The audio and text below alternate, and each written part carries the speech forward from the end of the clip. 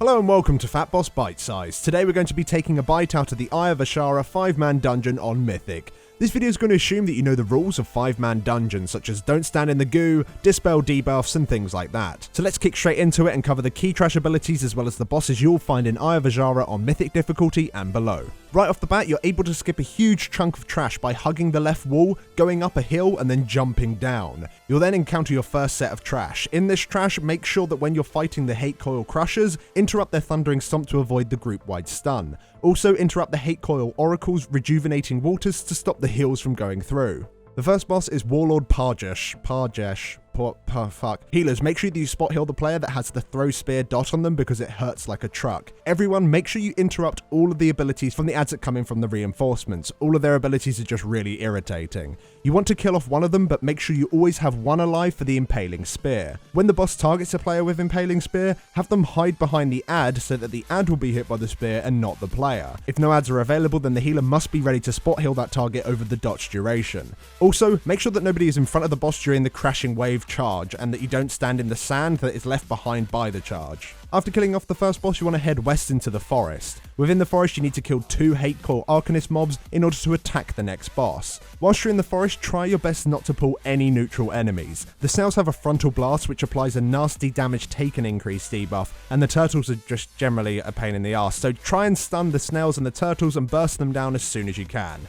After you kill the 2 Hatecore Arcanists, move on to the next boss, which is Lady Coil. When fighting her, everyone wants to stand out of the water on top of one of the little sand piles for the Static Nova, and then you want to stand in the water for the Focused Lightning, otherwise the sand pile you stand on will be destroyed. You also want to turn away from the group when the Curse of the Witch debuff is about to time out, otherwise you're just going to send players flying around the room, which is really funny, but it's not particularly helpful. When the ads appear, cleave them down underneath the boss. As a healer, you want to try and dispel the movement speed reduction debuff from any of the players. When the tornadoes spawn, try and kite them away from any of the sand dunes and just don't get knocked up by them. After killing Lady Hatecore, you want to head north and clear out the area around the rock pools. The next encounter takes place in this entire area, and there's a hell of a lot of roaming trash, so it's generally better to pull more and be safe rather than sorry. You also want to look out for the seagulls. These guys have a peck attack on the tank that will disorient them, causing any mobs to attack other targets instead.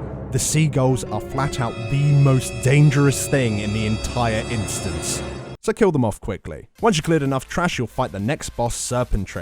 Tank, make sure you are always within melee range of the boss, otherwise it will just go nuts and do a ton of AoE damage.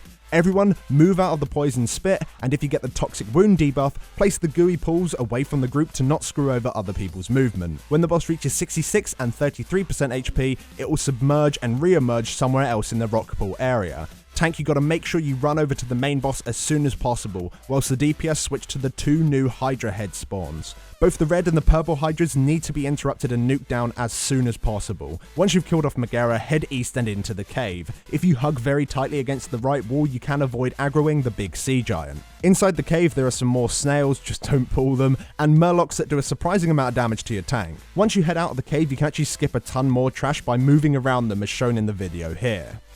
Once you get to the 2 sea giants in front of the boss area, make sure you nuke one of them down before the other. We generally recommend killing the wave crasher first as it does stun you, but it's completely up to you, just make sure you kill off one of them. Next up is King Deepbeard. Tank, make sure you move out of the giant circular ground slam. Also, you want to save large cooldowns for towards the end of the fight when the boss has a mini enrage. Everyone should be spread to avoid dealing damage to one another from Quake. Make sure to move after each Quake as well to avoid the aftershock damage that comes in again after 4 seconds.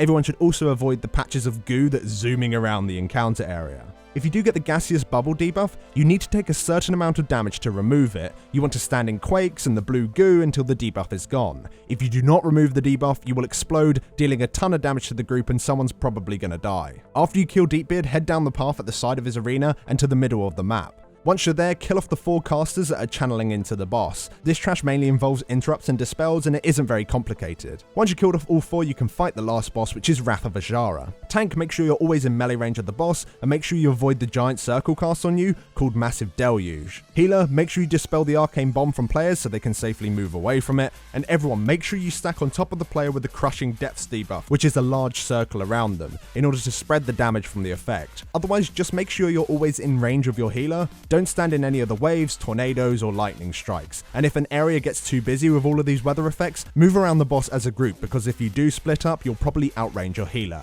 And that's it.